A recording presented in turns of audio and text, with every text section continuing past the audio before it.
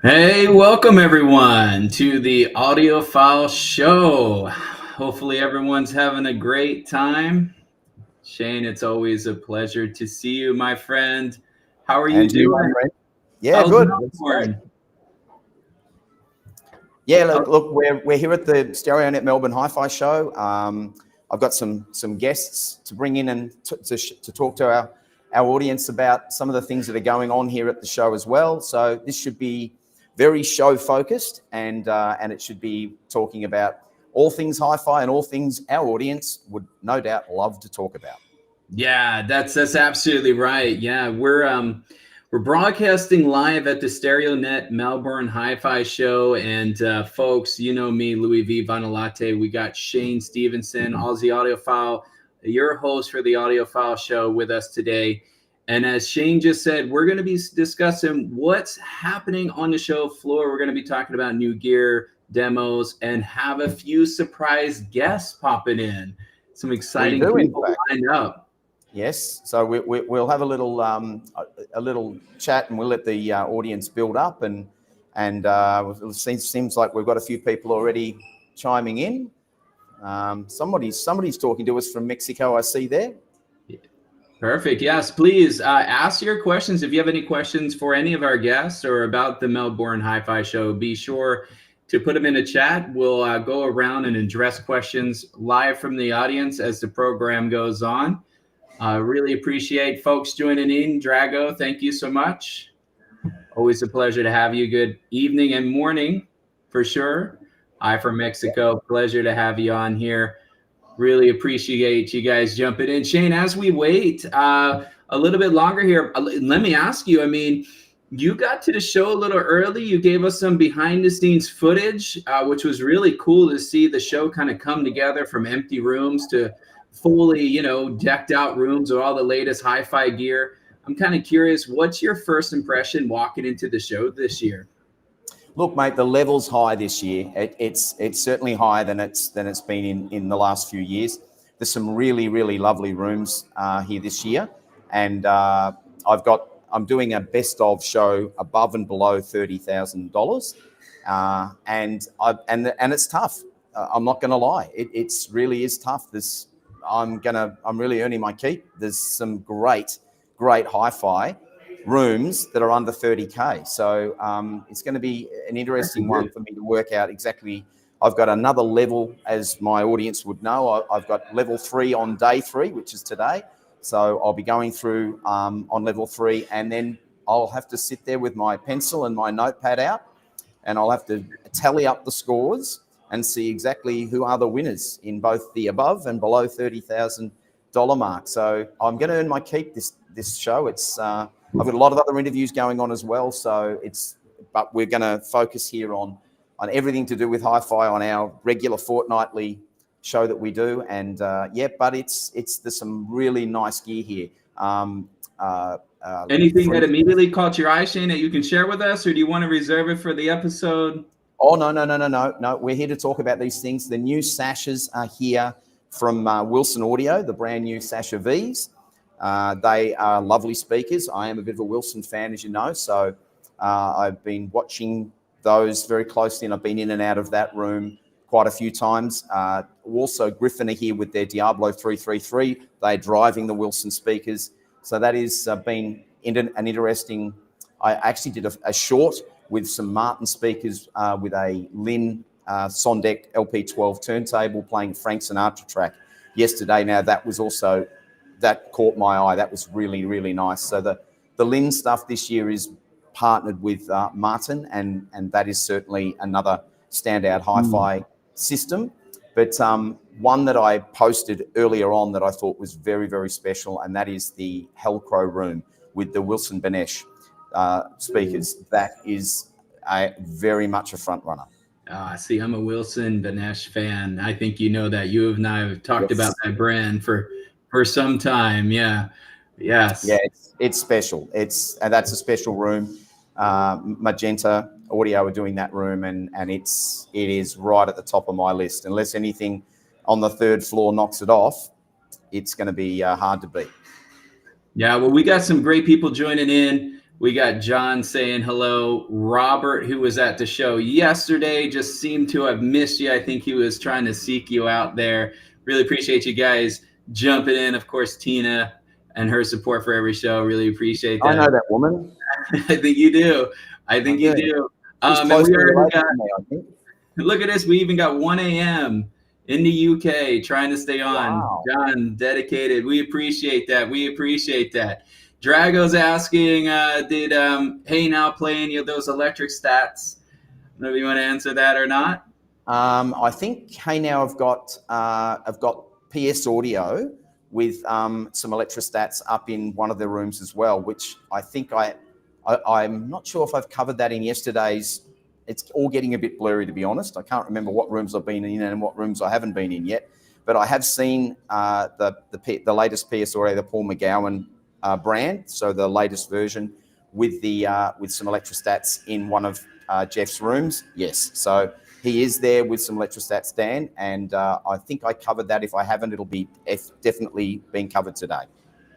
Oh, fantastic, Shane. We got some great people. You've seen Aaron come in and Jose. I know there's a lot of people joining the channel. There's a lot of people at the Melbourne Hi-Fi Show. I imagine you must bump into somebody you know, somebody YouTube community knows maybe. I don't know. Have you met any famous YouTubers out there while you've been around there, Shane, or is it just you?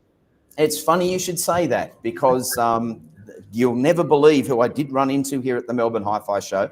And just over, there, they are about to come on and have a chat to you, mate. So let's bring them on. It's Kenny and Deborah. So come on in, guys. Kenny and Deborah. Hey everybody. Yeah. Hey, everybody. Welcome. Hi, Louie. And hi, Shane. And hi, Tina. How are you going? Yes, she's there. Yeah. She did pop up and comment. Yes, thank you very much for inviting us onto your show. You're very welcome. My wife, Deborah, and I. And yes, we're having a wonderful time here in Melbourne. The people in Melbourne are so social and so hospitable. We've had just a great time, haven't we, yes, Deborah? We really have. It's been a lot of fun, actually. Yeah. It sounds like it's a blast. Is there any sort of, so you've been checking out rooms yourself, right? Is there any piece of gear that has surprised you for better or even for worse? Well, not that I can say better or worse. I mean, I did like the Wilsons. They were really the special, weren't they? Yep. And the Martins that were in the room as well. Yes, they were really good as well. And there's a few other rooms that we thought were really good. There was a few rooms that Deborah thought were a bit sibilant because her hearing it's quite superb actually, isn't it? You know, I think women have got that going. I think they do. I think women have much better hearing than us guys do. There should be more women audiophiles, and we will be bringing one of those on a little bit later on as well. We've got one here, but we have another one coming as well. So you keep teasing me, Shane. I'm excited to see who it's going to be. So if folks aren't familiar, Kenny and Deborah have a wonderful YouTube show with an amazing hi-fi system, and they dedicate their show playing music. So they actually play kind of like a DJ for you, playing great tunes all the time. And I have to ask, you know, since you guys are the music guys, has there been a best record or a demo track that you've heard today that you really like that you're going to end up playing on the show? I mean, yeah. In fact, we did a show with Jeff and Jack Miura from Airtight, and we did a show on the first day of the show, didn't we, Deborah? And we played one of our favorite albums, and I know that Shane loves this band and this album as well, so you've got it too. Yeah, our taste is similar in music. Indeed, yeah. And that's the Kick album from In Excess. And we played Never Tear Us Apart. Never Tear Us Apart on the Airtight gear and the Fisher & Fisher 470Ms. And it sounded sweet, Louie. It was really cool, actually. Yeah. Jeff's room is sounding really, really good up there with the Airtight and the Fisher & Fishers for sure. Yes. Yeah. And so we got to do our shtick, our format, and do hey everybody, and you know, you can ding that bell and all that. And it's and it was actually it was a hoot, and it's been getting a good response. And we also interviewed Charles Kirmuss, and that's when that was a lovely experience as well. And today, I believe, aren't we, Deborah? We're going to interview Scott Cricks from Cricks Audio, and he's a gentleman that does the commercial cinemas for around the world, Australia predominantly, but also around the world, Vegas, here, there, and everywhere for shows. And he sets cinemas up with their sound systems, with the speakers that you hear this tremendous sound. So he's been one of my heroes since the 90s. And so, in fact, we spent some wonderful time with him and been invited to his factory and to his home. And we're going to be doing a show with him today, which is going to be so exciting, Louis. I have been in that room too as well, and it sounded fantastic in there with the home cinema. So mind-blowing. It was, it was. Yeah. I think I saw you guys. Did I see you guys in there? Initially when we first saw each other, yes. Yeah, so... Oh, the wall of sound. I mean, this is goes behind a transparent screen. And I tell you what, it's like a big modular setup that you can bring into your home, and you actually get the real cinema experience that you would find in a major Dolby cinema complex, and that's brought into your video or movie setup room. I suppose, you would have to have a projector and a transparent screen. I said to him, I wonder if you could just use your panel and put it next to it like the setup they got, because I would love to do that. Squeeze it in, even though it's bigger than a bit too distracting. There is some great home cinema here this year as well. I didn't cover that last year because being a 2-channel channel, I went with the 2-channel staff, and boy, oh boy, did I get told off by my community. They were not happy with me. They said, there's all this next level home cinema there, Shane. What the heck happened there? And so this year, everybody's getting everything there is to see at the show on my upstreams. And so hopefully everyone's happy with me this year. Yes, because we're home cinema guys as well, aren't we? Yeah, absolutely we are. Yeah, that's how we started off, actually. And we did. That's how I started off too. So I have to be. My wife is a home cinema person, so by default, I have to be. Indeed, absolutely, Louis. And it's funny. I know your story, Louis. You said you've got a pretty nice little home cinema setup as well. So I think it's a way a lot of us transition into sort of high-end 2-channel. We start in home cinema and go, you know what? If this sounds this good, I wonder what a record would sound like, or a stream would sound like, or a CD would sound like on a 2-channel set. You got it. That's I mean, we've got a lovely KEF surround coaxial setup with KEF speakers, towers, Atmos hanging. I did a Meccano setup where I've got the speakers hanging from the ceiling, and sides and rears, and they're all KEF, so it's all coaxial drivers, and the disbursement is incredulous. It's just we're in a bubble of sound, aren't we, Deborah? We are. So that's exciting as well, for us. Yeah, I can imagine. As somebody who runs KEF at home as well, I have the reference metas, right? And they sound amazing, so I can imagine what that would be surrounding you. Yeah, it's definitely where we all started. I think a lot of people start there, which and all of us are products of that beginning, aren't we? Really? Absolutely, Shane. That's right. So we're talking about various different things like, music coming into the room. Are you noticing any trends this year at the Melbourne show? Are they doing more like streaming, more vinyl, or is it just showing off the gear? Like, I'm just kind of curious to know, because one of the things I've noticed is that there's been these really nice analog setups inside of these rooms in America, but they rarely use them. They have them connected to a DAC and are just streaming music, right? Really hear the turntable. Yeah, I think let's see what Kenny and Deborah think first. We can talk about what I've seen as well. But what about you guys? What have you seen? The mix? Do you think it's mainly streaming? Have you seen people playing records? Yeah, so far, we've had a few. A few people have played records. Which is what I've really enjoyed. That. Yes. Yeah. Well, me too. And I would agree with Deborah. Yes. I've seen more vinyl being played this year than in years gone by. Yeah, right. that's interesting. That's interesting. Yeah, it's been the opposite for me here. Yeah. Okay. Yeah. I guess with the streaming, it's just easier. Yeah, it is. You know, so Yep. they just on their computers just put the songs on. Yeah. And you know, can play but- with anything anybody wants, right? So it's Exactly. a little bit from a demoing, but it breaks my heart seeing these like 30, 40 plus $1,000 analog setups, if not more, and they're just sitting there. And I'm like, I want to hear it. Yeah. So true. Yeah, But it is true. There has been people doing There that, has. so, Yeah, it's been good this year. And you can hear that calmingness from those rigs, and that sweetness and that calmness, the presentation in the room, and it lets you actually hear that there is a difference between the streaming and hearing an analog record being played. We love saying records opposed to vinyl because we're still old school. So we're record players, you know, or players of records. It's records. Well, it's records. you know Louis' channel. He's the vinyl master. He's got absolutely a wall of records there behind every time we see him. He's got a wall of records there, and he loves it. And well, we love having him on the show, and well, I love doing these collaborations with you, mate, for that reason. Because look, I started, you know, back as a sound engineer cutting tape.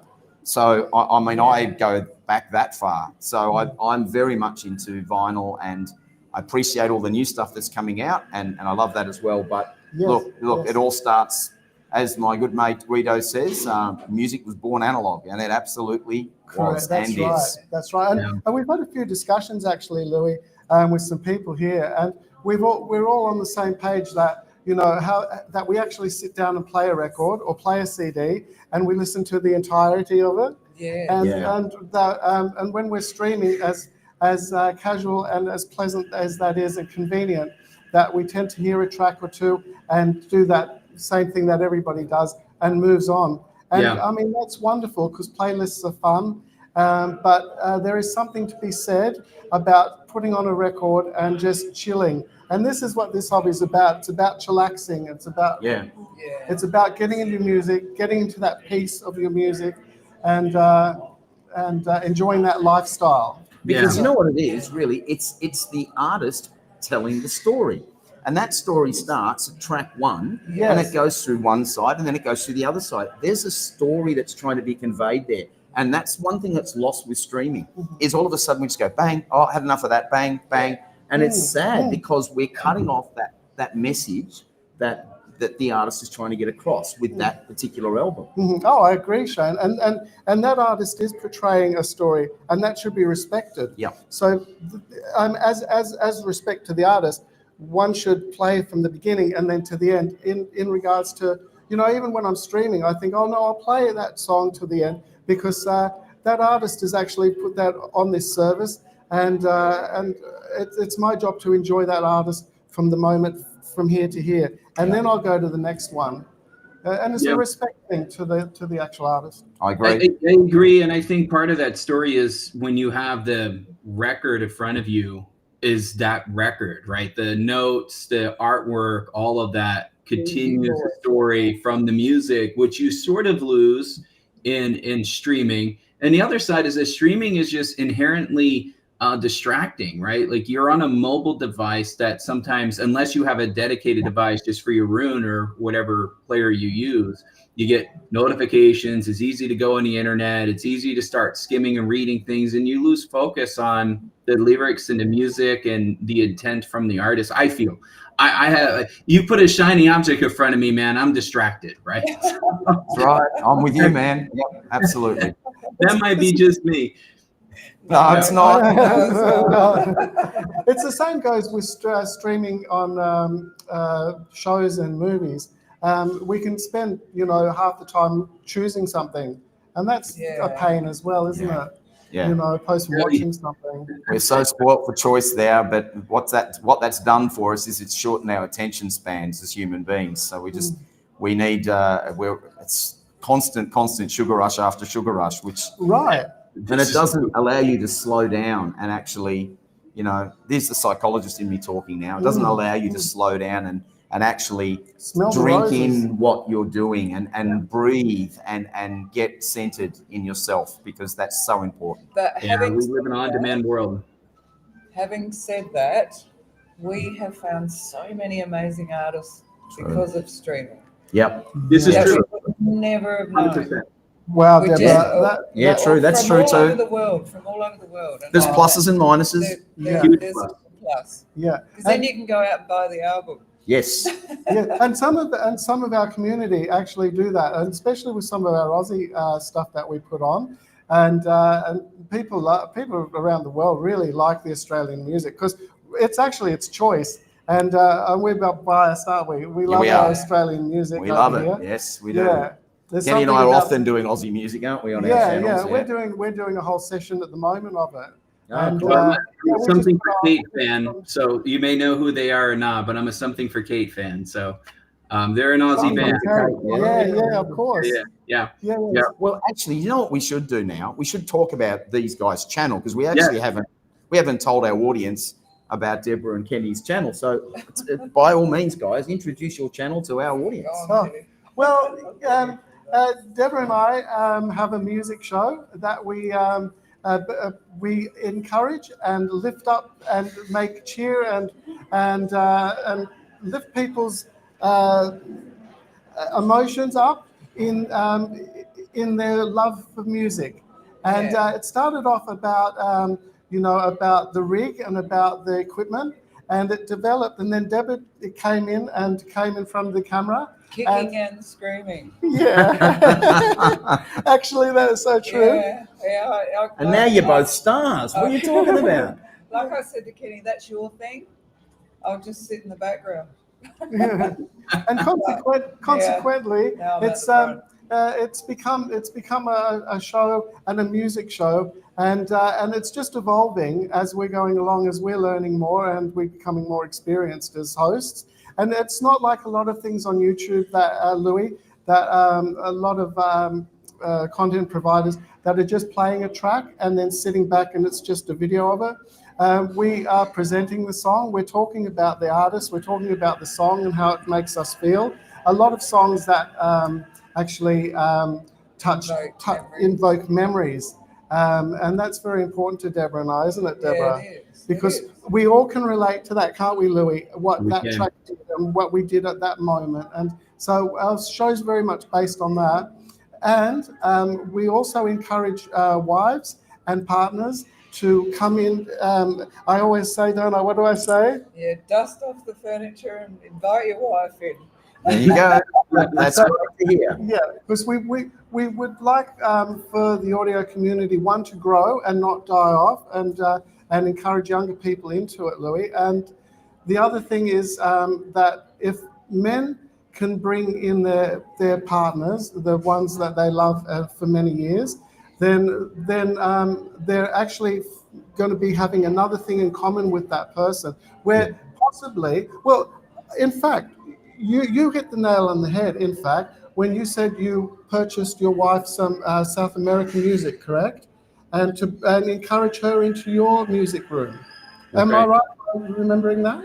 Yeah, it was European music, but you were close. Oh, Yeah. European music. Okay, That's yes. right. Yeah. And so exactly that's the purpose. And that will encourage the partner to come in and enjoy the music with you.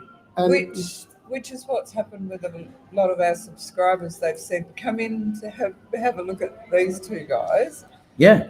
And then their wives will sit and watch too because I'm on it. So what's it called, guys? You tell our audience your channel. Deborah, Cam?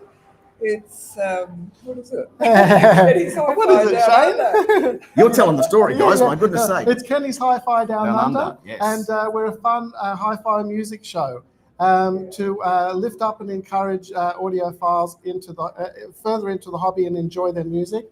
And men's, like Shane, in fact, men's mental health is paramount and important to us. And we encourage men to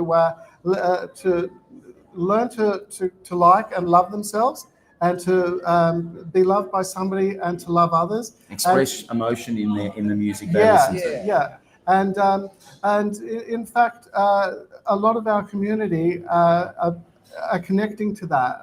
I think we're getting very like-minded people, Louis, joining in, and our channel's growing. But something Deborah does is, well, you can tell them, subscribers. Oh, I do the subscribers piece. So if the subscribers want a song, then they just write in and tell us what song they want us to play on our rig. And you put it in the queue. Yeah. Great, And that, great, yeah, community involvement in the channel. Yeah, and we also get to learn music through that as well. Well, there you go. Look at that. This is an amazing channel here in Australia, dedicated to music, and we're so happy that we've had Kenny and Deborah on the show. And thanks, guys, for coming on. It's been lovely. Thank you, Shane, and thank you, Deborah. Louis. Thank you. And regards to the community, and we love Louis' show, Vinyl Latte, and we love Shane's show as well. So we're all part of the group and of enjoying each other's content, and that's just so important. Let's lift up the audio community and all play our part in it, and I think that's what it's all about. Absolutely. Thank you, guys. Thank you so much. Thank you guys for joining us. Really appreciate it. You've got that. Okay, cheers. All right. We have more guests coming. Thank you, Kenny and Deborah, for coming. Appreciate it. We have more guests coming. We also have some comments here. Kieran says, it looks like it's a great show this year. Shane, I think you would agree that it looks like a great show this year. Yeah, absolutely. It certainly has been a fantastic show, and for sure it is one of those things that this is building. Every year it's getting bigger and bigger and bigger, and Mark Rushton from StereoNet is the guy that puts this show on, and his family work tirelessly behind the scenes. You know, and literally Mark tells me that he wraps the show up at the end of today, and then they're already planning next year's show. They're already thinking about next year's show. So it's one of those things where, you know, it really is a full-time job. And Mark and his team, his family, do an amazing job. He's got a great team of people around here as well. So, it's growing. It's getting bigger all the time. And it's really great. We hope one day, my friend, to have you down under here with us so we can do this show not across a computer screen. We can absolutely be sitting there next to each other, doing this together. I'm hoping next year, Shane, I'm hoping that next year you're able to come to Exfona and I'm able to come to the Melbourne Hi-Fi Show. I think that would be really great for us to collaborate live. Really looking forward to it. I'm laughing because of Drago's comment. I don't know if that's because I don't stop moving or is that because I get distracted with shiny objects, but I probably was a cat in my past life, Drago. Thanks for that. And he's also being snarky with Australia too, saying every country is north of Australia. So there's that too. For sure. Oh man. So it sounds like you've been having, you know, a great time. And I know you haven't visited the third floor yet, Shane, but I'm going to ask you this. If money was no object, you could take anything home today. What would it be? Is there something that you would say, hey, if I could load this in my truck, man, this is what I would bring home? Well, so far out of the 2 levels, I think I'd be knocking Mike over the head and stealing everything that's in that magenta room. So the Helcro amps, the Wilson Benesh speakers, I think I'd be making off with that very quickly if I could get the chance to do that. And hopefully, I've spoken to Mike and we may be able to, in fact, have the Helcro amplifiers in my room for review.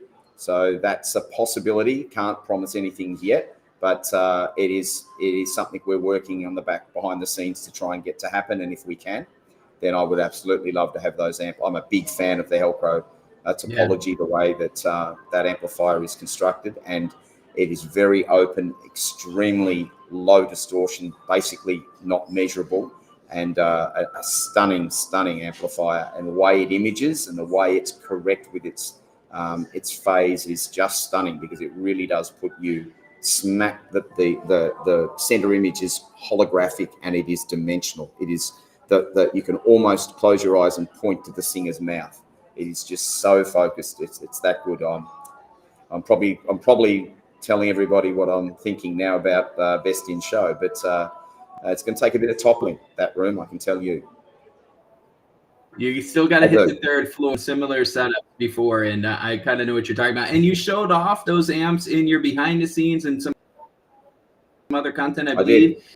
Shane has so much Melbourne Hi-Fi Show. So if you really want to see what it looks like this year, and even see what it looks like getting set up, all the behind the scenes work, all the work that the folks put into, dragging in the equipment, setting up the rooms, marketing, hanging up the banners, all that stuff. You want to know what it takes to put on a show like the Melbourne Hi-Fi Show. Be sure to check out Shane's channel. He has a series of videos being there from the moment they open the doors to let the first people in all the way up until the show went live. It's really great content to see what it's like to be behind the scenes. Yes. Yeah, and you've been collaborating. Go ahead, Shane, sorry. I was just going to say, what was really good this year was that I did get a bit of an access all areas pass from Mark. And so I was able to get up there and actually see the setup going on Thursday, which is the first time I've ever been able to do that. So I wanted to bring it all to our audience, mate. Our audience, I know we have a lot of people that do this between our communities, and I want your audience is my audience, and my audience is your audience. So we're doing this together to build our community, and that's why I did those behind the scenes videos, because I wanted people to see the nuts and bolts, the copious amounts of boxes, all these people bring into the room, all of these dealers, and then if literally I was tired watching them, mate, on Thursday. There were bodies everywhere, packing things up, unpacking things, moving things around. I was called into about 4 or 5 different rooms to help them with setup. Are you in the building, Shane? Come and have a listen. And so I went up and helped fix a few rooms to get them sounding right. And look, that's just what I do, and I'm happy to do that to help my community and the distributors here in Australia and the dealers. That's that's what I started the channel for, was to get Australian hi-fi on the map. There are other things around the world that I'll also be covering, but my number one is Australia, and getting that content out. And so I'm always happy to help anybody that gives me a call and needs a hand with setup and things. And I was doing a bit of that on Thursday, and there's some great rooms here, as I said. Now, I tell you what, that's a great segue into bringing our next guest on the show. Yeah, because we even had a comment that there's wonderful sound in rooms today, highly musical experiences, but there's one thing to elevate your experience: if you have vinyl. You do. Now, if you have vinyl, then you need to talk to this guy. And this guy has a system that will allow you to hear so much more of what's going on in that vinyl. And let's bring him on. It is Mr. Charles Kirmuss. A friend of the show, Mr. Charles. Hey, greetings, everyone. Greetings, America. Greetings, Mexico. Greetings, Australia as well. Thank you very much for today. You're welcome, my friend. How's it going there, Louis? You're looking great. Oh, man, I am doing great. I would be better if I was sitting with you gentlemen for sure. I would love to be down under, listen to some great hi-fi. How is the show so far for you, Charles? What are you noticing this year maybe that might be different from last year? Well, number one, this year, Mark Rushton, the organizer of the show, has done a wonderful job. It's expanded about 30%, so there's an extra floor. Yeah. And something that I really, really have noticed here, Thursday is the crazy day when people are packing or unpacking and getting rooms set up. The camaraderie here between the respective exhibitors, whether they be manufacturers, whether they be the dealers, they all help each other. It's really refreshing when, and you've seen this, Louis, we have some of the show organizers like Gary Gill over at the Capital Audio Fest, and, he invites us exhibitors, and he invites in all the attendees to have, break some bread and have a drink. Here, right at the end of the show, the lineup downstairs in the lobby, and people stay for 2-3 hours. No one's getting comped for any refreshments. And the interfacing here is just marvelous. And unfortunately, I'm stuck in my dungeon. This year, I'm at Hi-Fi Collective and Chris Murphy's room. He's from New Zealand. He has a distributorship here. He's my distributor for both New Zealand as well as Australia. So I don't get to see a lot. that afterwards I meet all the folks and everyone from last year remembers me this year. You're hard to forget, Charles. Thank you. Yes, yes. Very memorable for But sure. from that perspective, it's interesting to see there's more vinyl this year being played, and Yeah. some I'm of the glad to hear turntables that. are outstanding. Yeah. Yeah, Yeah. amazing turntables. Yeah, Charles, Kenny and Deborah and Shane were talking about that earlier, that it seems like there's a lot of vinyl being played. We know from Exfona, and I was at Audiophile Live, and I think we're both going to be at CAF this year. But they didn't play a lot of vinyl. It was a lot of DAC. It was all streaming. They had the setups, but it was all streaming. There was only maybe one room playing records. So it's refreshing to hear that people are actually playing records. Yeah. I think one of the impacts that I see are when folks like yourself, Shane, and Louis and others go into a room. The rooms that get the largest positive feedback are the ones that have been playing some vinyl. Now, obviously, everyone wants to hear their famous tune, their piece of music, and streaming is great. Go on Qobuz and presto, you have your music at your fingertips, and you can then evaluate. But really, the tone, the timbre, the harmonics, the resonances that playing vinyl, especially a restored vinyl, or on equipment that's, I guess following, I guess one of my good friends and I guess even a mentor, Julian Margules from Margules Audio with his ANA. You've interviewed him, Louis. That philosophy really excels, and it's been a pleasure also to drag with me a couple of things from Mexico. You'll get, I guess, to interview another guest. I will. In fact, I'm looking forward to that one as well. In a couple of moments, She makes me look, pretty ugly actually, because wait till you there you go. Yeah. Hey, Shane, there's nothing that AI can do. Right up here. Yeah. So I need somebody to make me look a little bit better, and we won't say much more. We'll just. So it's very interesting in my industry, which is machines that do whatever to records. I'm the only one that has what we call full electrical approvals. I'm the only one that has FCC certifications for emissions. And you interviewed Julian Margules. You heard the room. You've even said he probably would have won the $30,000 or less room here. Probably. Yeah. I don't know. Well, I can't wait. I won't predicate that. Yeah, But he's not selling his products here yet because he wants the electrical approvals. So I've dragged with me for Shane, and someone special will explain what this is. It's not just a record clamp. So it's something from the creative mind of Julian Margules. This is new, right? Else. This is brand new. Like, we got to build these are brand new things. This yet. Yeah. This is brand new here stuff. live on the channel. That's So right. yeah, let me zoom in on this because this is important. This is brand new stuff, guys. Yeah. So explain what that is, bro. It's a very interesting record clamp. It basically removes resonances and rumble through ball bearings, where you now have basically like a gyroscope running on your turntable.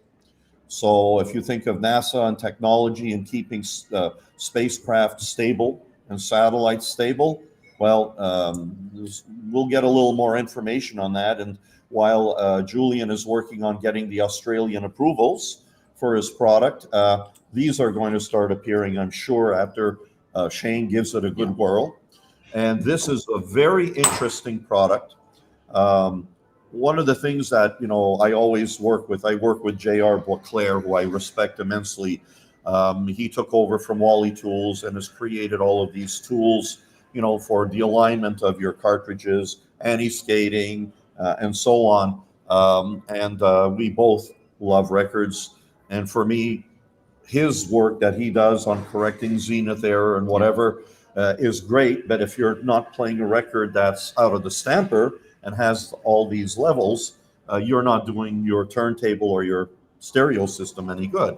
So while I remove all the materials in the groove, this allows you very quickly to adjust your tone arm. So we can do a lot of things with this. We can do azimuth, we can do tracking. So my friend here is going to have the chance to play with these, and we'll talk about this a bit later. Something that I really ran into here, my getting set up with with my new distributor Chris's company. I inherited a cookie rack for my turntable and my record restoration equipment. And when you're listening, doing the A and the B before and after testing with the spectrum analyzer, I'm very glad that I picked up this. It's not a castanet, okay? It's a bagnet. It's from my friend Charles in Mexico City. It's an interesting device, and Shane has done a lot of testing with ISO pads and so on, and isolating your equipment racks. Yeah. Everyone knows what I do is I spray a spray onto the record. I change the charge of the record to be opposite to that of water. So positive and negative, I attract cavitation. This little device has two magnets that are the same polarity, okay, the same energy. So whatever is on top of here is suspended. So it's not air suspension. I remember speaking to Mr. Fremer of a fellow that had a little inflatable donut that you'd have to pump air in it, and that would, suspend equipment. We had, God bless his soul, Pete Townsend from the UK, an Australian who created isolation systems for the Australian Air Force. Genius with isolating hard drives in aircraft and so on. Well, this is interesting. It solved my problem, because when I hit or someone hit that cookie rack, I did not hear it through the turntable. So Shane will have a little whirl on this. For me, for my turntable, it worked great. I don't know anything more. I've seen it being presented, and there's a lot of discussion about this and other like devices, and Shane will be able to take a look at what it does. I'll put it through its paces. I promise you that. Yeah. One of the other interesting things is I have my standard is the Pink Panther record. Okay, I kind of have been brainwashed by Julian Margules. We're friends. We have no business relationship other than I believe in what he does, and he thinks he believes what I do with my cleaning machine. Okay, no, we're very good friends, and I was very blessed coming into the show. I spent 2 minutes in the record section, and one of my friends, Neil, immediately got me a test record. Charles, welcome. I heard you're here. He brought me an Australian test record made in 1974 to add to my test record collection, and that touched me. Yesterday, someone came upstairs knowing that I'm stuck in room M2 and M3 still today, restoring records, and he says, Neil has something downstairs. Well, I bumped into him just before we started the broadcast, and yesterday I've been searching for a gift record for Julian. So here's the Henry Mancini, 45 RPM. Hi, Julian, if you're looking. It's signed by Peter Sellers. Very cool. It's worth some quid. It's the mono, and I'm still looking for the LP. You can see that. Yeah, Cobas, for one reason or the other, for copyright, removed the Henry Mancini theme. It was one of my standards. It's a standard. It's become a standard now in many of the rooms in the States over the last 3 shows, because people hear it in Julian's room. Okay? So that's for you, Julian. I'm going to restore it. I didn't see the Peter Sellers on the back there. Yeah. Wow. Not until we called it out. Yeah, that's really cool. So that's really a great gift. And anyways, long story short, I get to travel to a lot of the shows. I don't get to see a lot of what's in the rooms. I appreciate people like Shane and yourself, Louis, that do not say everything's great. Yeah. That's one of the things, or have monetization or being monetized by giving themselves an award for the products they sell. Yeah. I think the audience knows who I'm talking about. There are a couple of folks that do that. Yeah, it's a shame. And for me, I was able to view on my phone what Shane saw. So I was at the show directly or indirectly. And quite frankly speaking, on my phone, some of those rooms really impressed me this morning. Yeah, he was watching what I'd posted up At breakfast. At breakfast, he was saying to me, "Wow, that was that room really good?" And I went, "It was really good." Yeah. So it is translating. I try to do the best I can to capture these rooms as accurately as possible for you guys, so that you can get a chance. And here we go. Charles was just watching my upload and was asking me, and I was saying to him at breakfast, "Yeah, that was a good room." That was a good room. Yeah, and it's really amazing, though. Again, the camaraderie and the warmth here. Yeah. So outside of the show, please come to Australia, I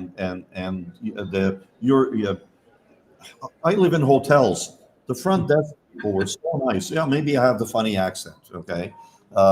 Maybe I have my stuffed bunny in my luggage and his head is popping out.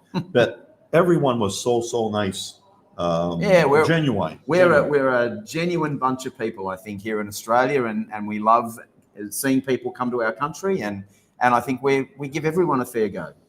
Yeah, and in continuation of our live stream that we did, guess what I had on my toast for the last 3 days? I've converted him. Vegemite.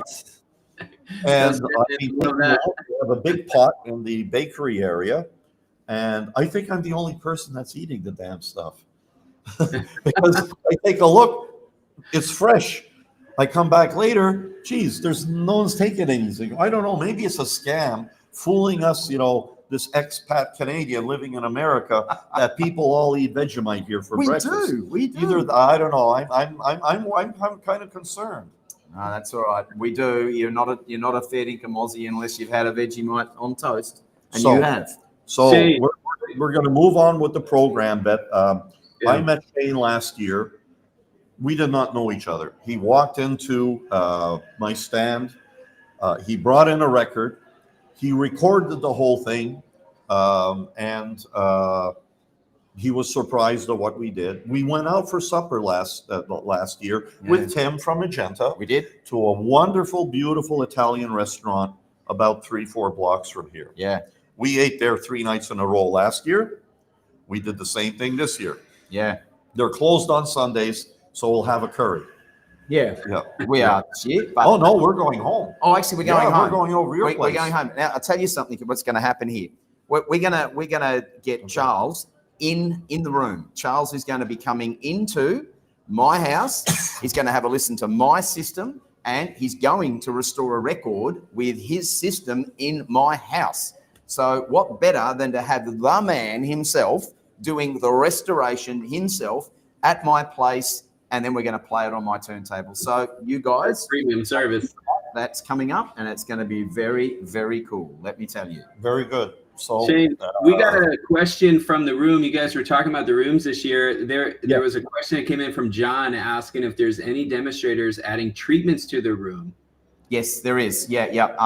I was working with a few guys that were putting some absorption, some trapping in the room, and some diffusion. So, in fact, it was, I was advising that did they have it and could they get it quickly, because some of the rooms required that before they were actually coherent. So I was working with a few distributors, and having that room treated was important, and luckily enough they did. The Magenta room is treated, the Helcro room is treated, and it's benefits from that. Because look, we're talking about small hotel rooms here, and it's inherently hard to get a small room like that sounding coherent without exciting it. And often a lot of these rooms are set up on the short wall, and at the end of the short wall is a little corridor. You turn left, you go into the bathroom. You keep going straight, you hit the front door of your hotel room. And that ends up working as an area that just propagates bass. It excites the room. And then you've got these gyp rock ceilings, which work like a subwoofer. So the moment these rooms are getting over about 76 dB, they were losing control of the room. You can't hear it. You can't hear it. So we need to tame down that lower octave stuff. And by doing that and getting a little bit of absorption and diffusion in the places at first points of reflection, all of a sudden all that coherency came back into the sound stage. And that's something I was able to help a few guys with, and we ended up getting a few rooms really sounding good. Yeah, Shane, I'm glad you called that out, because when I go to the shows, and I've said this to a lot of folks, I've said it on my channel, that sometimes going to Hi-Fi Show is not the best way to go audition music, because a lot of the folks that bring the equipment into the room, they don't take the time to get the room acoustics right? So you're really there from like a visual standpoint and trying to get a little bit of the sound character, which I would hope that you would then ask to see if you could demo that at home or go to your dealer and get a demonstration. But I got to say one thing though, and I said this earlier in the year when I was at Exfona. There was one room that was not treated, but sounded amazing. Was one of the best sounding rooms of the entire show, and that was the Margules room. So I was about to comment on that. Yep. 100%. That ANA technology they have and how they're measuring the way that you hear music is, I don't know. I don't understand. I've read the paper a million times on the science, and I just can't digest the power of what they're doing and how they're bringing that unique experience of all the detail, but yet all the warmth and the life. I mean, you close your eyes and you can hear how wet the lips of the singer is when they're singing the vocals. And I'm not kidding you. And this was to Charles's point, it was a sub $30,000 room for everything, for the entire, for the whole kit. I was really blown away. I wanted to comment with what you mentioned. Some people, some of the uninformed YouTube folks doing these shows, they sometimes say, "Oh, that room, the volume was turned up so high." Yeah. I'll even mention, and one said that for Margules' room. The reason is to show that the sound is perfect. Everyone has to keep the volume down low because they've not had the experience of either setting up the room, and Margules doesn't have any treatments in his room, and we know they're square, they're horrible, and yet he can turn that volume up over 78 dB without exciting the room. Without exciting the room. Yeah. So it's that ANA technology that he's created that the folks here in Australia will be able to witness firsthand once the electrical approvals come in. And again, that's why I mentioned I'm the only guy in my industry sector that gets approvals. It's life safety. Your house goes on fire, I'm covered because it's approved by UL. Okay? Don't buy equipment that doesn't have any approvals. Long story short, he does it by the rule book. And that's why that turning it up, man, it sounds great. And that's difficult to do. So we've got another guest. In fact, this is a perfect segue to bring her in. She's going to make me look $1 million, and she's going to talk to us about her father. Now that might give you a little bit of a hint. Yep. Her father's designs, and this is Deborah Margules. So let us bring Deborah on. Let's talk to Deborah about what her dad does, what she does too. Very important. Very important. Because she is not just here to talk about her dad's stuff. She actually is involved in this, really, really involved in it.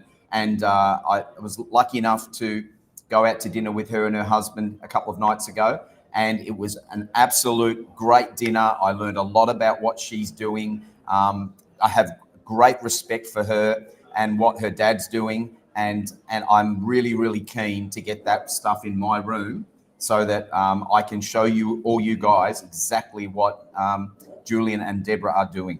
Yeah. And to that effect, she now lives in Australia. Her husband's Australian. Yep. Recently Recently married here.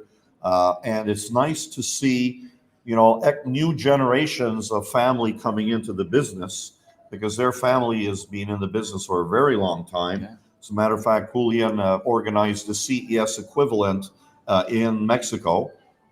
His father was recognized by the electronic manufacturing industry. How old's your father-in-law? Yeah.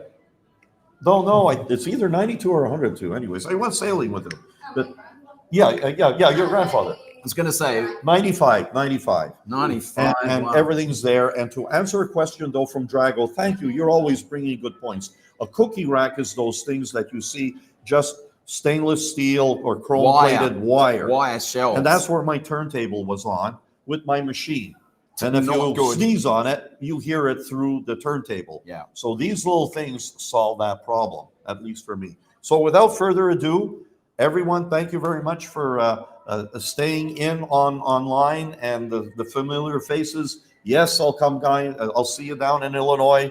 No worries. And we'll just move the mic around. Charles, it was a pleasure to have you on. Always appreciate your support, everyone. Make sure to check out KirmussAudio.com for more. Yep, and here at the show, Ring a Record, we're in room M2 and M3. There you go. There we go. Thank you. Right, Well, so here we go. Here comes Deborah Margules from Margules. Yes, we have Deborah here. Audio. Righto. So I'm just Deborah? going to, can you just place that somewhere there? By the way, a much prettier face than me. See you guys. Absolutely, Yeah, Charles. Charles. First smart thing you've, no, it isn't. It's not. It isn't at all. Now, hello, Deborah. Hi. It is lovely to have you here on the channel. This is my co-collaborator, Louis. And Deborah, tell us a little bit about what you're doing with Margules Audio. Well, I'm the industrial designer, so I do the aesthetics, and I work together with the engineers to be able to make a speaker that has enough liters for, to sound as it is. Yeah. And we try to keep the aesthetics very clean and pure, which aligns with what you hear. So that's the idea with our design. And if you see the materials as well, they're very natural. They are. So we like to use timber or like colors that won't go out of style as well. Yep. So we think that Margules, it's a sound equipment should last forever. Yeah, I agree.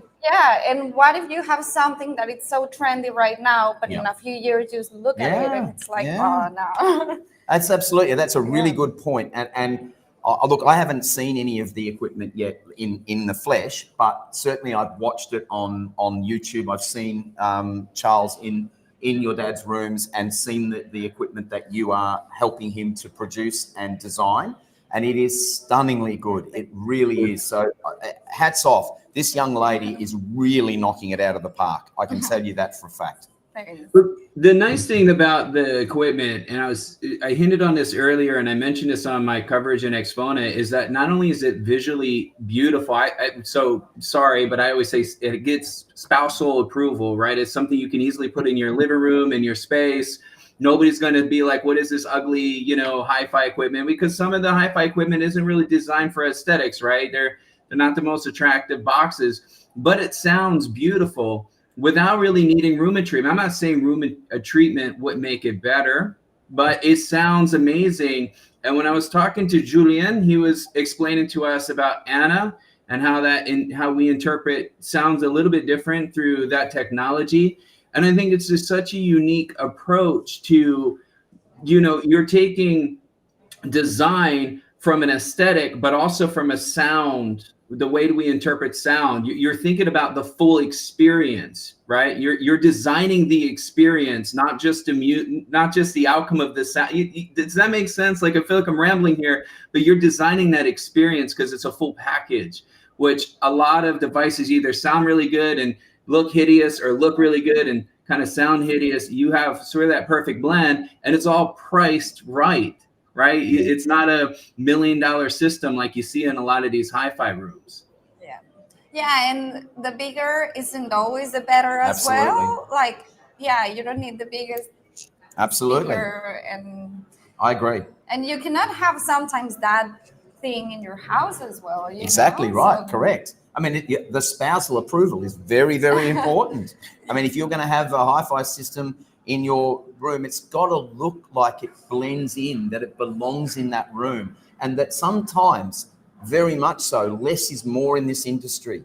You do not need to have this huge, great statement piece. Now, I get guys love that, and I get they've got their dedicated listening rooms for that, but that's not lifestyle listening, and that's where Margules is really hitting some home runs, because it is that area that is I think a really expanding part of the industry, isn't it?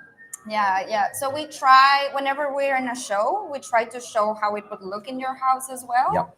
So, because it's also, we think that a Margules equipment will last you forever, because we're the ones that developed the technology, so we can update it, and technology is always updating, no? So there's so many equipments that become obsolete, but because we make everything, we can keep upgrading it with technology. So an equipment with us, it would last you forever, and Yeah. you can give it to your great grandkids, and Absolutely. and it should still look good, Absolutely. And it's that technology that is it FPGA based? Like, so what I mean by that is it able to be updated via, like, through plugging into the internet, and you can do a patch to upgrade a sound profile, or tell us, look at, here we go. This is Louis put up some pictures here so for us. that's the U 280. Yes. That has over 30 years in the market, Wow. and we've been upgrading it. Yes. That's our 30th anniversary Wow. product. Yeah. It looks stunning. We upgraded inside with resistors, capacitors, the way of the board is made. Yes. But yeah, we can just fix a few things, and Yep. it will sound as a new one. Amazing. But you will still have the one that you bought 30 years. Or Wow. you can, Some of these pictures are just stunning, Deborah. Like some of these are your designs. I mean, this is just, wow.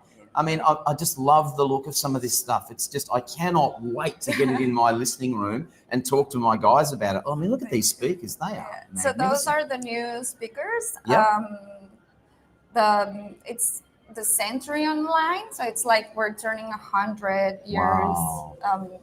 With the family business that it started. So these guys aren't just fly-by-nighters, folks. They have been here doing this for 100 years, for goodness sake. So look, there's absolute technology here. There is absolute staying power in the industry, and it's something to be looked really seriously at.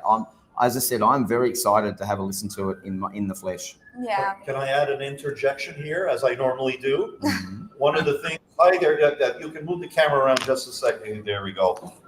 One of the things that I was very impressed with is we're talking about home stereo, we're talking about audiophile high-end, mid-end.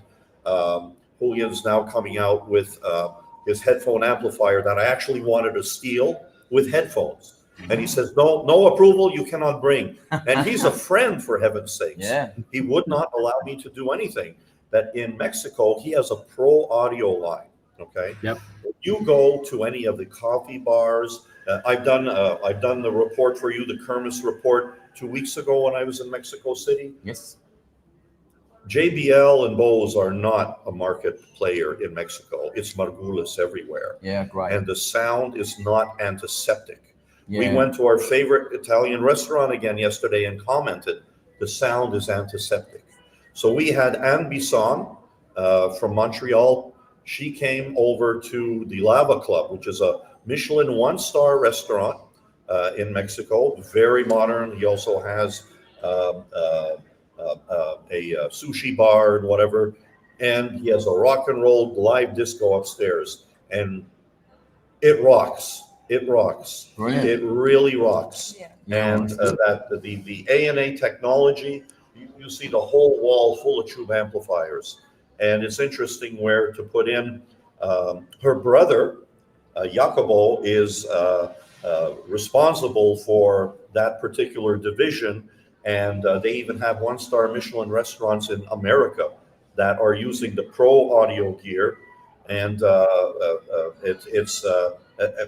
it's now the trend we're starting to see, or at least I'm trying to work with Bruce and get the pro audio line in as well. So Deborah, so there's a lot of stuff. Yeah. So Deborah, your brother's involved as well. Tell us a little bit about what he's doing. Yeah. So he's environment. Oh yeah. designer. So he looks at the full environment of the area where the design's going to be. Is that what he does? Yeah, so like he would look at the blueprints and would say, okay, for your space, we would recommend to have these equipment depending on what they want. Yes. Sometimes it's a bar, so you need like a speaker with, subwoofer. Yeah, Sometimes yeah. it's just a restaurant, so you need something more. A little bit less, so tone down a little bit more. Exactly. Yeah. He takes care of those projects because we Awesome. also do it like, because we do everything. Yep. We can do an amplifier with different zones for each room. Oh, fantastic. So we adequate whatever we have to do depending on the space, the project we have. So wow. That's so, something we're doing. Look, it's a family affair. I mean, look at that. It really is like they're all involved, which is just so good. Yeah. And it's so nice to see this. And my mother is in the administration part as well. Fantastic. So everybody's involved. Is that environmental design, is that only for the pro audio, or do you also take up clients in residential as well? Well, for residential, it's a bit easier because you don't really need to set the room. You know, you usually sit somewhere and then you have it. We do residential if they want to make like an environment. Like a lifestyle setup where they've got things happening in every room. And exactly. Yeah, that's kind of what I was thinking. I'm sorry. I should have specified that. Yeah. Yeah. So if you, whatever is the project, we can completely... do whatever. It's our technology, our design, so it's very easy to do it. And that's fantastic. Look, I think it is right up there with as I said, I'm really looking forward to getting it when Julian gets it sorted out and we can get it into Australia. I know Deborah's really looking forward to that day as well. Now you are working on a turntable, I believe, as well. Yes. Tell us a little bit about that. It's been a process. Yeah. To put a product in the market for design, we're very picky, especially Julian, which is great. So it's been over a year. So the idea came 4 years ago. Okay. But this last year, we putting a lot of effort to bring that design. It's still not there, but we're hoping soon this year we can come with that new turntable. We want to do 2 new tables, one that it's a bit more, on the higher line, and the other one that it's more entry level. Yeah. Okay, I get it. Now that is exciting. I mean, it's exciting for you, Louis, for sure, because you're definitely probably interested in that. But these people, what I got when I spoke to Deborah at dinner, she's a perfectionist. Like. If it's not right, and so's her dad, like it runs in the family. If they're not 100%, her dad's worse. Yeah, if they're not 100% into this, then it's not being released. I mean, are you getting that sense? Like if the electrical approvals aren't there, not even Charles is getting hold of anything to bring in here. So it is dotting every I and crossing every T, and that says a lot about the family. It really does. It's all the work that goes on behind the scenes to provide a quality product that people can just unbox and plug in. I don't think people realize how much work it takes just to get to that point of, I mean, that's your experience, right? Let me position it. Let me put it on my rack or whatever. Let me plug it in. And that's, you don't think about 4 years worth of design and having to go back and forth and material choices and getting certification for electric. Like people we don't think of that. We're just, let me just plug this in, Yeah. By the way, the Margules products have the approvals for the countries that they're in, and Australia has their own rubber stamping process. It's just like what we had to do with our products. So they have approvals. It's now just getting the cross listings done. I'm the turntable guy, and I use Mr. Margules' turntables at the various shows because he has one model that's been out there for a very long time. The TT10, right? I think it's the TT10. Yeah, it's the only turntable that I've ever seen someone ground the platter. Grounding the platter. And I'm the guy that works with electrostatics, and I'm kicking my ass a bit because I promised to bring you my static meter. So I'll send it over. So Charles, explain to some of the folks watching why that makes a difference or why that matters. Well, have you ever taken your tone arm, your record spinning? So there's static being created. We have high humidity, low humidity, and all of a sudden, there you are. You're manually taking the tone arm, not just using the cueing lever. There's a little zap. Yeah. Okay? There's a little zap. When you're now grounding a spinning record, you are not creating static. In movement. So you're now reducing the noise level even further. Simple idea, but hard to do. Yeah, I bet. Very hard to do. The same thing, the isolation underneath of the platter itself, very unique. You do not see anyone do that. It looks like shit, looks like someone foamed it or whatever. Yep. But it works. It works. The reason why I kind of popped in now was really to say I'm the director of the Radio Club of America, a fellow, an awards chair. I got to meet Julian's brother, Guillermo.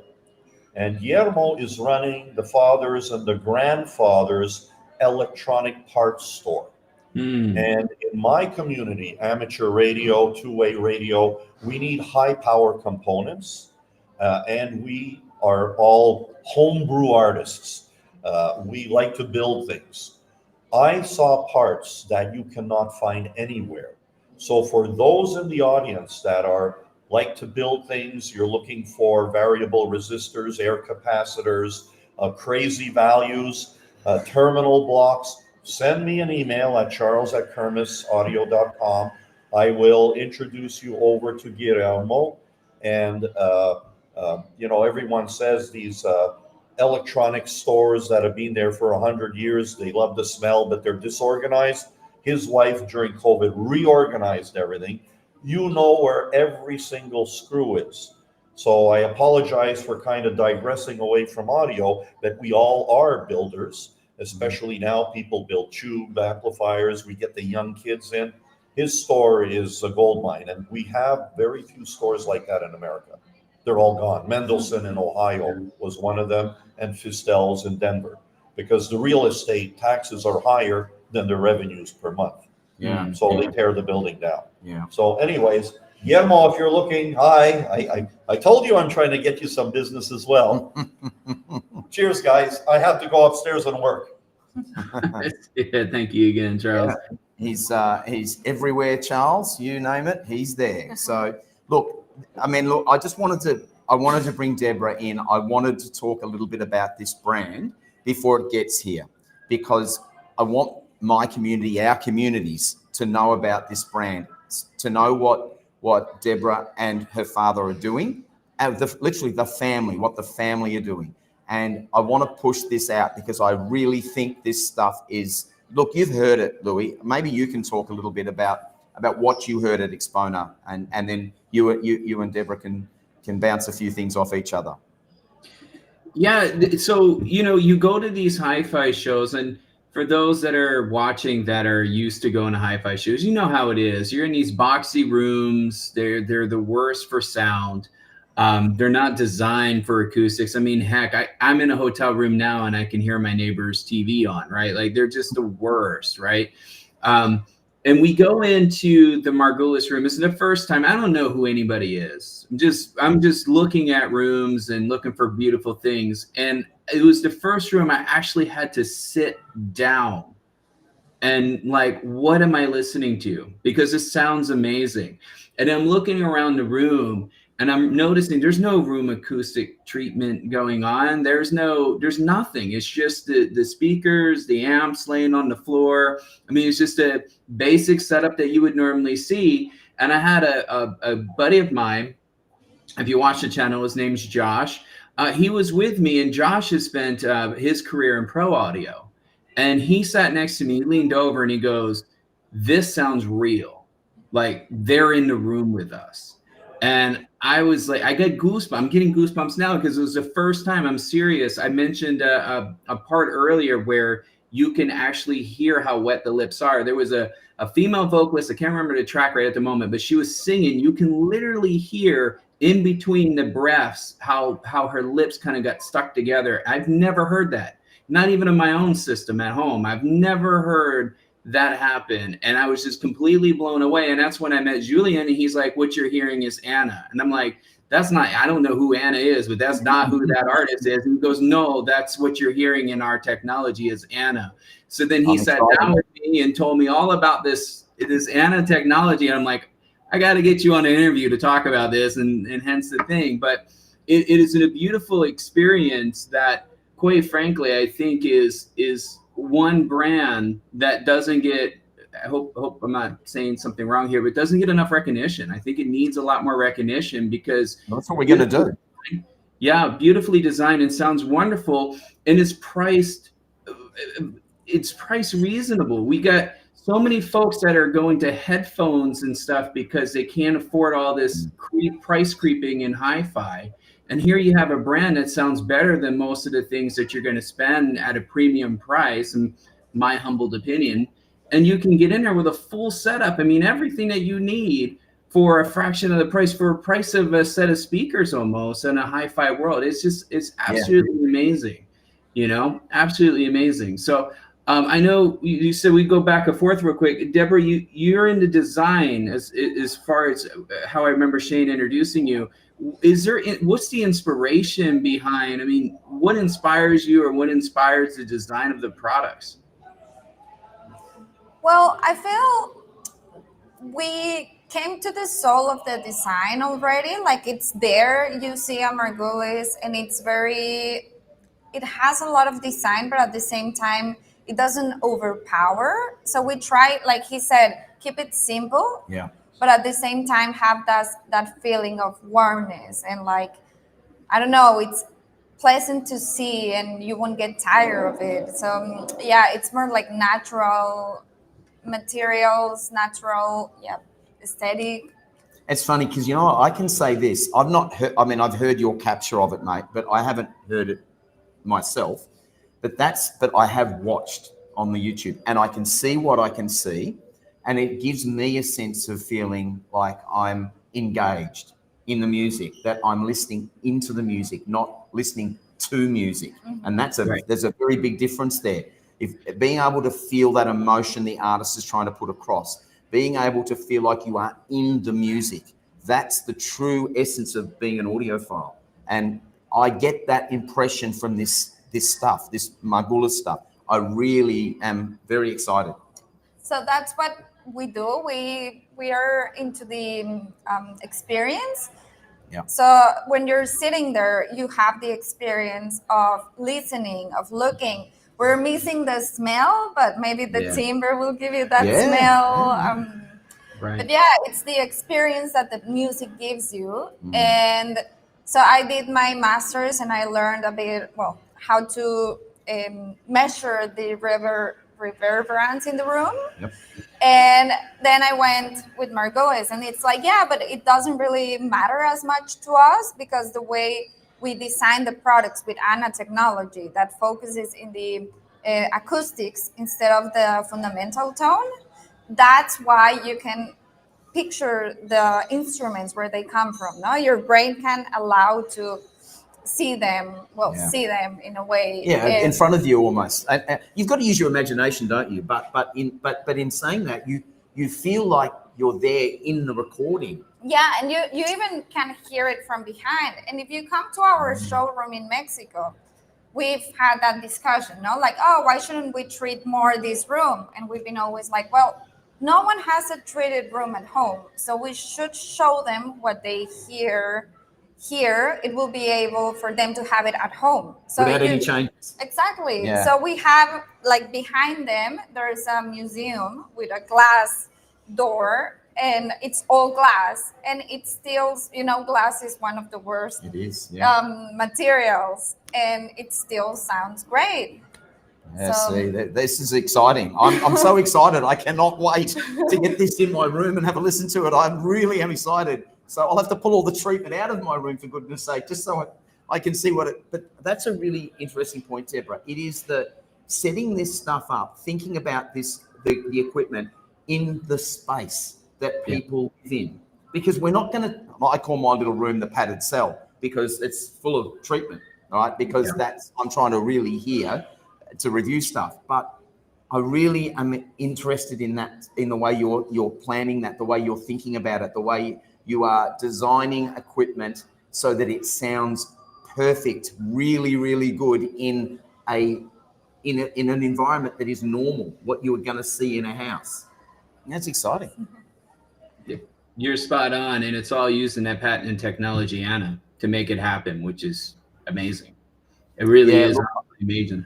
I'm excited. I cannot wait till all the approvals happen. I cannot wait. Maybe we can get Deborah down to my listening room at some point in Geelong, And when we get some gear down there and we can do a cross with her and her dad, and wow, how about that? What would that be like as an audiophile show? We get them back on here together, and even if you know Julian is over in Mexico, it doesn't matter. We need to bring him here. Yeah, we need to bring him here. Of course we do. Let's get him here. We'll get him in the room, and we will do this as a family affair with just me trying to do the best I can to drive the narrative. But look, this is what's so exciting about this stuff. It is gear that fits in your lifestyle and fits in your environment, you know, and that's so important. I mean, because we get all these $100,000 amplifiers and $200,000 speakers, and then we've got to set a recording studio up almost to basically make it sound any good. That's not what they're doing here with ANA technology, and I'm really excited to experience it. Well, and Shane, you called out something that, I mean, if folks watch this, they know our channels, right? Our rooms have all the stuff all over the walls, but that's not how most spaces are, right? To Deborah's point, it's not how most, like, my wife almost wanted to kill me when I did it to my own room, and that's my own room, right? She's like, what are you doing with all the stuff all over the walls, right? You just made the whole room look ugly. And I'm like, well, it serves a purpose. Trust me, I wasn't just putting this stuff all over the place for fun. It's not attractive, right? So you're not going to get away with it unless you have a really dedicated space. And for manufacturers to constantly default to, well, you need to treat your room, they're right, but not everybody can, even if you want to, right? Not everybody can. Or you might just throw a bass trap or something, and that's really it, right? So your options tend to be limited, and to have technology that is attacking it dead on and really thinking about where this equipment is going and how people are listening to it and designing that experience around it, I think is key, and something that, quite frankly, sets your brand apart, Deborah, the Margules brand apart. Yeah. Well, look, I'm really excited. I have a burning question, though. I have a burning question. I have to put Deborah on the spot because she's a native Aussie now. Charles says Vegemite is a trick that real Australians do not eat it. Now, I have to ask, do you eat? It's Vegemite, right, Shane? I'm saying this right? That's it. You're saying it right. Yep. Yeah. Are y'all just tricking Charles, or is this really an Aussie native tradition here? Well, I'm still very Mexican, so I try to use chili if I can. But if there's nothing there you else, go. I'll go right. for Vegemite. Have you had it? Yeah. Oh, there you go. So When look, I didn't have Not at chili. least. at least I didn't have chili. All right. Okay. There you go. She's Yeah, a Mexican through and through, but she's she's here in now. Vegemite. She's gracing our shores. She's representing the Margules brand here in Australia, and it's been an absolute pleasure to have you come on. Thank Deborah, you. we've really enjoyed having you here, and they're going to go and have a look at the show now and have a bit of a walk around and drink it all in. So we better let her go. But it's just been so much a pleasure to have you on the show and talking about the brand. We cannot wait to get it here in Australia. I really want to get it on my channel and show all you guys all around the world just how good this stuff really is. Thank you. Thanks for having me. Thank you, Louis. Yeah, I think I've met you before in America. Could be. It could be. I've been at a couple of shows, so it's very well possible. I won't be a stranger next time. Now that I have face and a name, I'll definitely make sure that we connect for sure. It's been an absolute pleasure, Deborah. Thank you so much. Yeah, Thank thanks, you, Deborah. thank you. It's been a pleasure to have you on. Thank you. Well, Shane, it sounds like there is a lot going on. I can hear all the noise going on behind you as well. I don't know, man. I don't want to put you on the spot because we didn't talk about this earlier. But can you give us a view behind you, or no, or there's nothing to look at? Can you show us a peek of the show, or is it impossible? It is a bit impossible where I'm set up at the moment, mate. I'm actually trying to control light here at the moment. There's now, I'll tell you what I might be able to do. Let's see. I'm going to unplug the laptop and I'm going to go for a little bit of a walk here. And now, if I drop out, I hope I don't drop out here. But just for you, mate, just for you, I'm going to do something really, really off script here. Yes, so, we didn't prepare this at all. I'm putting it on the here. spot. You'll see there's Deborah and her husband walking away. We are literally I cannot believe we're doing this, but we are. Word to tell. So this is the foyer area of the Pullman on the Park. Now, if I zoom the camera up here, look at this atrium here. It's a very impressive room. I've done a few little crosses here. Let's get the banner in shot here, so you can see this is the StereoNet Melbourne Hi-Fi Show, and you can see this is the area sort of where you can get drinks. There's coffee always. I'm staying here at the hotel over the weekend, so this has been really, really good. It's meant that I haven't had to travel up and down from Geelong. But it is just a big show this year. It's as big as it's ever been. I'm going to be doing a very, very interesting interview with Alistair from DCS. Now they have the Varese here, the new, their absolute flagship DAC. That's just first in time we've seen it here in Australia, and it's going to be we're going to be talking to him about that DAC, and we're going to be I've shown some of the pictures of it. Pardon me for a sec while I pick my power cord back up again. The things you make me do, Louis. But yeah, look, it really is. I can't get up to the rooms. They are a fair way away from where we're situated at the moment. But look, it's just great. If you're not doing anything today and you're local, get on down here and come and shake my hand. Come and say hello. I've spoken to so many people over the weekend. It's been really good. I've been signing programs for people and having selfies and it's just we've got a lovely community here in Australia, and I'm just so happy to be able to represent the Australian community in my little way, and it's just been such a joy to be around true music lovers, and that's really what this show is all about. There's just so many absolute music lovers, but I can't wait for you to be down here, mate. You will see it for yourself. It's just I'm a bit biased, but I just think we're a good bunch of people here. We're pretty level-headed. We love music like everybody does in America there and around the world, and we're so lucky to have everybody join us here on the show. And these shows are building; they're getting bigger and bigger, and it's all about these shows, as you know, are all about learning about the people behind the brands. That's what we want to bring you guys on the Audiophile Show. Not just the music, even though we know that's there. It's about the people behind the brands. The reason you buy something, and you can then understand the person that created that product. You can get a better understanding for their philosophy, what they're trying to do with the brand, and hopefully that gives you a better understanding of the music that comes out of that brand. Yeah, you're spot on, Shane. I mean, having that connection and feeling a part of something is a lot of times why we buy things, right? Car dealerships figured us out real early. When you walk into a car dealership, it's all about their heritage, and they have videos showing all their heritage and designs from past to future and how they impact their communities and their do good programs, right? In the hi-fi world, we don't spend a lot of time on that, right? We talk about the technology, the sound, the equipment, and that's why Shane and I want to bring those people behind the scenes to the front line, so you can meet people like Deborah, and you meet people like Charles, and we've had JR and the Stack Audio guys, and all these people from these various different brands, Norm come in, all these people from various different brands, to come in and tell their story and about who they are and why they're passionate, And that's what we want to bring, don't we, mate?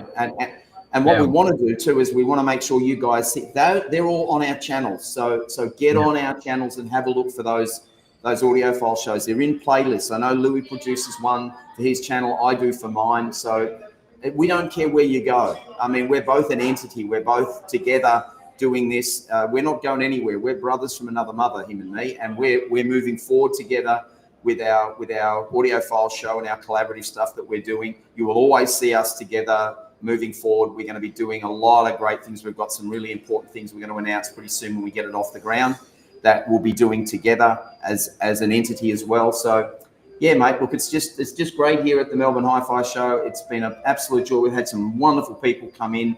I probably could get a whole bunch more, but it's just that, you know, how far do we go? We've sort of been going for quite a while now. And, hour and a half, 90 minutes, yeah. Yeah, 90 minutes, yeah. And, you know, I will say that Shane and I are going to try to get together next year. Shane's talking about coming over from Australia to America for Exfona, and I, in return, coming to Melbourne.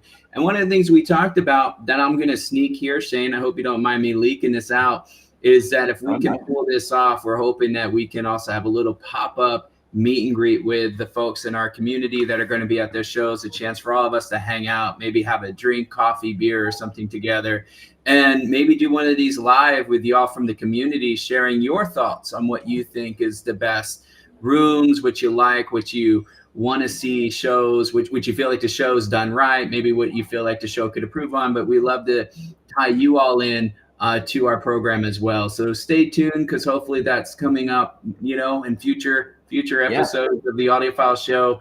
Shane, I know you have a lot more content coming out on your channel around the Melbourne Hi-Fi Show. So hopefully everybody can jump on there, go on there, see those behind the scenes footage from day one all the way up to all the latest content, up including to your final thoughts on the show and what rooms that you thought win the above and below the 30K. We had a great show today, Shane. We had Kenny and Brenda come in from the Kenny Down Under. Kenny and Deborah from Kenny and Deborah's Hi-Fi Show. That look right. Great people, soul to the earth people. And it was lovely that, you know, that I inspired. I didn't really know that story until Kenny told it on the show that he watched what I did. Not to that level anyway. I had a bit of a understanding. He's been wonderful. We collaborate, you know, and we talk, you know, on the phone away from our channels, and have done since the beginning. And I've helped Kenny, you know, with his setup in the beginning, and it's really, you know, he's got a different take on things. His is more a music show, and he was fantastic, and him and Deborah to have on the show. Then, of course, we've got, you know, Charles, good old Charles. He just does his thing. He is a tremendous ambassador for the audiophile community. Well, he's snuck us some. This man, but my goodness, I'm proud to have him on my show. I'm proud to have him doing the Kirmuss report for the show. He gets to do all the frequent flyers, and I get to sit at home and just edit it and put it out. So it's sort of good for me in a way. But he wants to do that behind the scenes thing, the thing that we do on this show. So he's very good for that. Yeah, and he shared with us some behind the scenes, or up and coming products that are getting ready to hit the market. So we had a chance to kind of see them first, if you will. That being one, let me just zoom in on that again there, Shane. That being one. This is the Margules record weight clamp arrangement. I'm looking forward to getting that on my turntable and trying that out. And then, of course, we've got the setup here to set your tone arm and cartridge and stuff. Like an all-in-one. It's an all-in-one, and this is not going to be expensive. This is following along the same lines as everything that Margules Audio do. They give you value for money. I really want to stress that. Yeah. These things are going to be affordable for the masses. And that is really something that we're starting to look at. It parlays back to our show 2 weeks ago about the industry cannibalizing itself, you know, in different ways. But this is not what this brand is doing. And there is hope out there, folks. There are people that are doing things right by us audiophiles. And Margules Audio is one of those brands. Yeah, I agree. I totally agree. And we actually had Deborah Margules from Margules Audio on the show as well. Yeah, fantastic guest. And we had a great audience today, a worldwide audience. We really enjoyed everyone's time. We had some great regulars and some new faces join us, which is awesome. Really appreciate everyone jumping on. We will see you again live in 2 weeks, right, Shane? Absolutely, brother. We'll be here. Be here or be square. All right. We'll announce the topic later. Let's get through the Melbourne Hi-Fi Show, and then we can announce the audience the topic later. But if there's something specific y'all want to see, leave it in the comments on either Shane's channel or my channel. If you have a particular guest, brand, or conversation you like us to cover on the Audiophile Show. We're putting this on for the community. This isn't for us to promote our products, brands, offerings, right? Shane and I don't sell anything. We don't have a store. So we're doing this to try to get y'all connected to the people behind the brands and to talk about topics that are hot and resonating in the audiophile world. So we really appreciate you joining. Yeah, look, this show is for you guys. It really is. As Louis very eloquently said, we do this for you. This is your show. We just host it. So by all means, please leave your comments. If there's something you want us to cover, like Louis said, or a guest you really want to hear from, you want to learn about them. We've got some interesting guests coming up that we're just trying to finalize now. So we can't say too much, but we're not going anywhere, folks. This show is going to get bigger and better with every show that goes by. And with your support, we can just take this to the world, which is what we want to do, don't we, mate?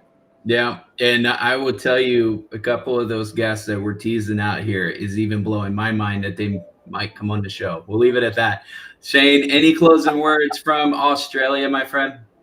Well, mate, it's been an absolute pleasure to see your face and to have you on the show with us, as you and I are. We do this thing every fortnight for our audiophile community. We just want to say, get on down here, get down under, come to Australia, see this beautiful country that I call home. Get to the Melbourne Hi-Fi Show and in the years to come, and come and shake our hands. I hope this bloke right beside me here will be next to me next year, and we'll be able to do this together in sitting beside each other. And we want to meet you guys, so come up and say hello. We don't bite. We're just happy to shake hands and talk to more music lovers around the world. So yeah, mate, look, awesome show. Thank you all very much for coming on and watching with us and being part of this. We had some great guests here today. It was an absolute pleasure. And as always, mate, the time just flies. 2 hours just goes like that. That's absolutely true. I hope everyone has a great night. And maybe for some of y'all, see you live at the Capital Audio Fest, which is coming up soon. Until then, we'll see you on the next Audiophile Show. Y'all have a wonderful day or night or more. Well, I don't know. We was worldwide audience today. So whatever time of day it is for you, I just hope that it's a good